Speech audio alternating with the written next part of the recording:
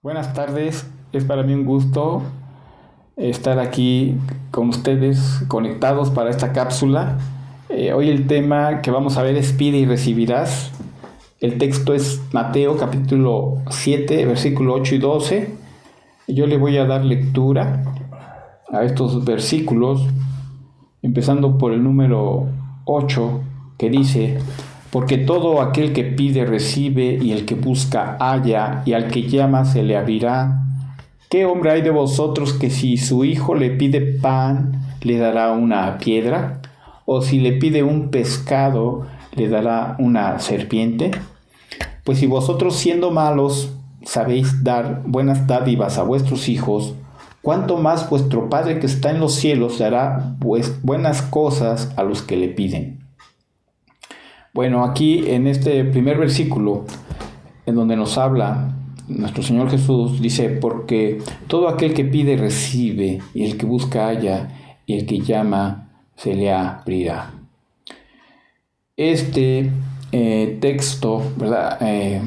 Se refiere también a que si nosotros pedimos, vamos a recibir.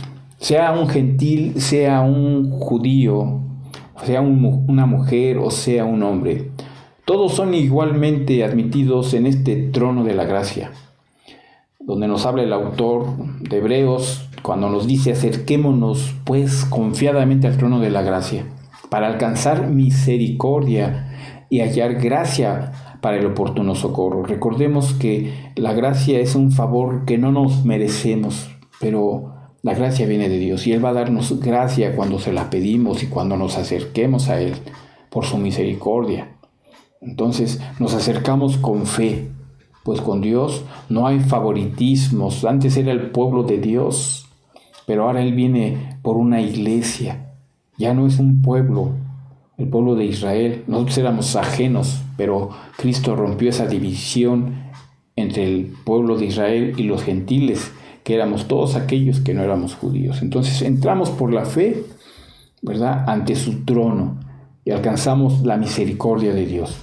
Todo aquel que entonces que pide, ya recibe, y debemos de estar tan seguros de lo que pedimos se nos va a dar, siempre y cuando sea de acuerdo a la voluntad de Dios. Veamos un ejemplo, una escena de la vida de Jesús que nos da el testimonio de su bondad. Un Dios bondadoso, y de cómo debe de ser esa actitud de fe, de confianza hacia su santo nombre. Ahí en Marcos capítulo 7, versículo 24 y 25 nos dice: levantándose de allí se fue a la región de Tiro y de Sidón, y entrando en una casa no quiso que nadie lo supiese, pero no pudo esconderse, porque una mujer cuya hija tenía un espíritu inmundo, luego que oyó de él, vino y se postró ante sus pies. Aquí, hermanos, estamos hablando, ¿verdad?, de una mujer que supo que venía Jesús. Ya se había escuchado, ¿verdad?, en varias regiones quién era Jesús, que él era un hombre que hacía milagros, que al que estaba desconsolado lo consolaba, que al que estaba enfermo lo sanaba. Y aquí vemos que Dios, en su infinita misericordia, que a pesar de que esta mujer, ¿verdad?, no era del pueblo de Dios, ¿verdad?, escucha a una gentil, ¿verdad?, y Jesús se dirigió a esa ciudad de Tiro y de Sidón donde vivía ella. Intentó entrar en una casa desapercibido, pero su fama, como se había extendido tan grande, luego sabían, y toda la multitud quería ir con Jesús para ser aliviada de su agobio, de sus enfermedades. Por eso nos dice aquí que una mujer gentil acudió ante él y pidiéndole ayuda para su hija que estaba endemoniada. Ella tenía una necesidad grande. Esta mujer llegó y quería que Jesús le diera esa sanidad a su hija. Y en Marcos capítulo 7, versículo 26 que leímos, dice: la mujer era griega y sirofenicia de nación, y le rogaba que echase fuera de su hija al demonio. Recordemos que no estamos luchando contra carne ni sangre. Hay también espíritus de maldad, pero también sabemos que Jesús tiene poder y dominio sobre todos aquellos espíritus malignos. Y nos dice la Escritura que esta mujer era griega y no judía. Los judíos, el pueblo escogido de Dios, ocupaba un puesto privilegiado ante Dios. Y Él había hecho unos maravillosos pactos con ellos. Les había confiado las Escrituras y vivió con ellos en el tabernáculo y luego en el templo. En contraste, los gentiles, que eran los no judíos, eran ajenos a la ciudadanía de Israel, extraños a los pactos y a las promesas, sin Cristo y sin esperanza y sin Dios en el mundo. Entonces Jesús había venido primero a esa nación de Israel. Es importante saber esto a fin de comprender sus tratos con la mujer sirofenicia. Cuando ella le pidió que arrojase de su hija al demonio, él apareció. Más bien, parecía que la había rechazado, pero no fue así.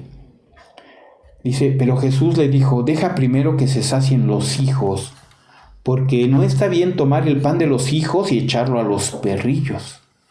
Aquí Jesús quería decir, o le dijo, ¿verdad?, que los hijos se tenían que primeramente saciar. Y este es un término que se refería a los judíos, porque tenían un padre, el padre Abraham.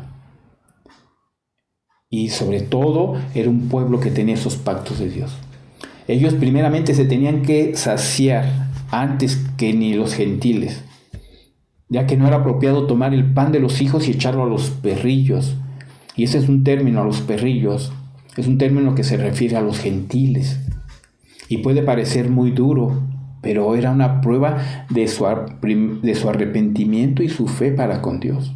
Imagínense en qué concepto los judíos tenían a los gentiles, aquellos que no éramos judíos, el pueblo de Dios escogido, como perrillos. Aunque era una palabra dura para ella, ella se arrepintió y no le importó y echó mano a la fe. Por lo tanto, el ministerio de Jesús se dirigía a los judíos. Y entonces esta mujer, que era gentil, no tenía ningún derecho con Jesús, ni a sus bendiciones.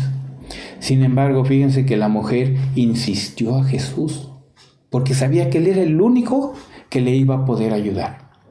Y nos dice la Escritura, respondió ella y le dijo, sí, Señor, pero aún los perrillos debajo de la mesa comen de las migajas de los hijos. Lo hizo así diciendo, cierto, Señor, soy solo una perrilla gentil. Quería expresarse así esta mujer que era gentil. Dice, sí, solo soy una perrilla gentil, pero veo que los perrillos comen migajas que los hijos dejan caer debajo de la mesa. Y esto es todo lo que pido. Algunas migajas que me des y que queden en ese ministerio. Entonces le dijo Jesús, por esta palabra, ve, el demonio ha salido de tu hija. Y cuando llegó ella a su casa, halló que el demonio había salido y a la hija acostada en la cama. Esta fe, esta confianza que tenía esta mujer era notable. Jesús la recompensó en el acto sanando a la muchacha a distancia, sin verla. Era a distancia, ella estaba en su casa y Jesús estaba con su madre en otro lugar. Y cuando llegó a su casa, esta mujer, su hija se había recuperado. Le habían salido esos demonios que tenía su hija. Por otra parte, Jesús parecía exigir mucho de esta extranjera o gentil que se atrevió a venir a suplicarle por la sanidad de su hija. Jesús conoce el corazón de los hombres y probó a esta madre porque sabía que era capaz de tener una fe madura. Y Jesús esperaba que le tuviera esa confianza. Nosotros venimos a Él para pedirle. Quizá Él también espera algo de nosotros como de esta mujer. Como resumen, esta mujer gentil reconoce a Jesús como el Salvador del mundo, como el Señor de señores. Pero Jesús guardaba silencio al principio. Así nos ha pasado a nosotros, cuando a veces nuestras oraciones no son escuchadas y creemos que Dios se ha olvidado de nosotros. Y hay un tiempo, hay un silencio que no escuchamos. porque ese tiempo para nosotros es muy largo. Pero la mujer sigue insistiendo, aún viendo la dureza aparente de Jesús. Sin embargo, vemos la respuesta humilde de una persona con un buen corazón que asombra al Salvador, porque esa mujer era una mujer humilde de corazón y perseveraba sin rendirse para adorar a Dios. Y hay veces que nosotros pedimos y no recibimos, porque como lo dice el apóstol, codiciáis y no tenéis, matáis y ardéis de envidia y no podéis alcanzar, combatís y lucháis, pero no tenéis lo que deseáis porque no pedís, pedís y no recibís porque pedís mal para gastar en vuestros deleites. El homicidio, sabemos tú y yo, que es el resultado final de los deseos torcidos. Y Santiago aquí también tenía en mente toda la gama de pecados que conducen a ese acto abominable. En primera instancia, es el odio, la rabia y la amargura que te llevan a ese homicidio. Aquí se dice cómo los incrédulos que se dejan controlar a tal extremo por sus propios deseos malignos están dispuestos a luchar hasta la muerte para satisfacerlos. Pero desgraciadamente el hombre no pide los valores eternos, que es lo que debemos pedir: el gozo, la paz, la esperanza, la paciencia, el ser templados, el ser de un dominio propio. Solamente eso proviene de Dios. Y los incrédulos no están dispuestos a pedir estas cosas. En 1 de Juan capítulo 3 versículo 21 dice: amados, si nuestro corazón no nos reprende, confianza tenemos en Dios, y cualquiera cosa que pidiéramos la recibiremos de Él, porque guardamos sus mandamientos y hacemos las cosas que son agradables delante de Él. Aquí tenemos la actitud de un creyente genuino, que tiene una conciencia transparente delante de Dios. No se trata de que esta persona haya estado viviendo sin pecado, porque todos pecamos, sino que ha estado presta en confesar y abandonar sus pecados para agradar a Dios. Al actuar así, él tiene confianza delante de Dios y que sus oraciones serán contestadas. El guardar los mandamientos de Dios es permanecer en Él. Es una condición así. No pediríamos nada fuera de la voluntad de Dios. El mismo salmista en el Salmo 145, versículos 17 al 19 dice: justo es Jehová en todos sus caminos y misericordioso en todas sus obras. Cercano está Jehová a todos los que le invocan. A todos los que le invocan de veras. Cumplirá el deseo de los que le temen. Oirá asimismo el clamor de ellos y los salvará. Dios está muy cerca de todos nosotros, de aquellos que invocamos sinceramente. Los únicos requisitos son tener una auténtica necesidad y un corazón honesto o sincero. Cuando el salmista escribió: cumplirá el deseo de los que le temen, era consciente de que no todas las oraciones son contestadas de manera afirmativa o de inmediato. Sin embargo, quien verdaderamente le temen buscan constantemente poner sus deseos en armonía con la voluntad de Dios. En Mateo 7:9 nos dice: ¿qué hombre hay de vosotros que si su hijo le pide pan le dará una piedra?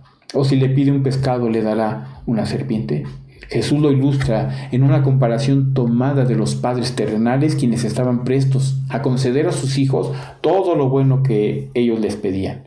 Y Cristo apela así a los pobres de espíritu que le escuchan. Podemos estar seguros de que no quedaremos decepcionados en nuestras peticiones y no vamos a recibir una piedra en vez del pan, ni una serpiente vamos a recibir en vez de un pescado. Si Dios ha puesto en el corazón de los padres una inclinación compasiva a socorrer a sus hijos, ¿cuánto más Dios? Dios mismo compara en su palabra el interés que tiene por los suyos como el que tiene un padre hacia sus hijos. Como el padre se compadece de los hijos, así también se compadece Jehová de los que le temen únicamente. Entonces, nosotros podemos ver más adelante, en Mateo 7:11 dice: pues si vosotros siendo malos sabéis dar buenas dádivas a vuestros hijos, ¿cuánto más vuestro Padre que está en los cielos dará buenas cosas a los que le piden? Pues si ustedes aun siendo malos, o ignorantes, o imprudentes, o limitados con la comparación con Dios, saben dar buenas dádivas a sus hijos, ¿cuánto más vuestro Padre que está en los cielos dará cosas buenas a los que le piden?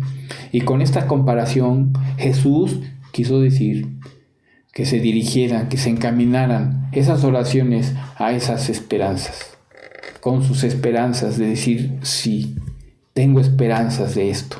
Y hemos de acudir a Dios como hijos a su Padre de los cielos.